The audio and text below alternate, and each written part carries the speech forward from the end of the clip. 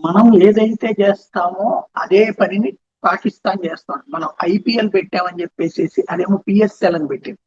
మనం కనుక ఐపీఎల్ లో కోట్లకి కోట్ల రూపాయల డబ్బులు వస్తుంటాయి. ఆ పిఎస్ఎల్ లో వచ్చేటప్పటికి చివరికి ప్రైజులు ఇవ్వడానికి కూడా డబ్బులు తనుగు వస్తుంటారు. దాన్ని చూసే వాళ్ళు తక్కువ, మన దానికి వ్యూవర్షిప్ ఎక్కువ. ఇది స్పష్టంగా కనబడేటటువంటి. ఆస్ట్రేలియా క్రికెటర్ డేవిడ్ వార్నర్ ఒకప్పుడు మనకి సన్ రైజర్స్ కనుకుంటా ఆడాడు. అతను వాస్తవంగా కరాచీ కింగ్స్ అనేటటువంటి పాకిస్తాన్ సూపర్ లీగ్ జట్టుకి కెప్టెన్. అయితే అతను తాజాగా ఆస్ట్రేలియాకి తిరిగి వెళ్ళాడు.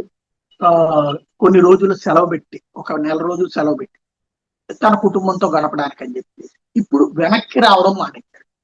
ఎందుకయ్యా అంటే ఆ వెనక్కి వస్తే గనక మళ్ళీ కెప్టెన్సీ చేయాలి. అసలు విషయం ఇప్పుడు తనకి సంబంధించిన మిత్రులు చెప్పేది ఏంటంటే, మొహమ్మద్ రిజ్వాన్ అనేటటువంటి పాకిస్తానీ క్రికెటరు వార్నర్ ని, నువ్వు మా పాకిస్తాన్ లో ఆడుతున్నావు, పాకిస్తాన్ జట్టు తరపున ఆడుతున్నావు, కరాచీ కింగ్స్ తరపున ఆడుతున్నావు, నువ్వు మతం మారాల్సిందే, రా ఒకసారి నమాజ్ చేద్దాం, మనం నమాజ్ చేయాల్సిందే, నువ్వు పాకిస్తాన్ లో ఆడుతున్నప్పుడు నమాజ్ చేయనంటే గనక నువ్వు దైవద్రోహం కేసు కింద అరెస్ట్ చేస్తాం, నిన్ను బయటికి జరగనివ్వం అన్నటువంటి వార్నింగ్ ఇస్తున్నాడట.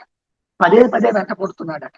అందుకనినే ఇప్పుడు తను అక్కడికి వెళ్ళి ఇప్పుడు ఏం చేశాడు, బాగా మందు కొట్టేసేసి ఆస్ట్రేలియాలో ఆ ఒకరితో యాక్సిడెంట్ చేసి అరెస్ట్ అయ్యాడు. అది తను కావాలని యాక్సిడెంట్ చేసుకున్నాడు అన్నటువంటి విధానంగా అర్థమవుతుంది. అంటే మళ్ళీ పాకిస్తాన్కి వెళ్లకుండా అక్కడ ఆంక్షలు పెట్టించుకుని చూసుకునే ప్రయత్నం. అంటే మత పిచ్చగాళ్ళు. ఇప్పుడు మన దేశంలో ఐపీఎల్ లో ముస్లింలు చాలా మంది ఆడుతున్నారు, విదేశీయులు చాలా మంది ఆడుతున్నారు, క్రిస్టియన్స్ ఆడుతున్నారు, ముస్లింలు ఆడుతున్నారు, ఇతర మతస్థులు ఆడుతున్నారు.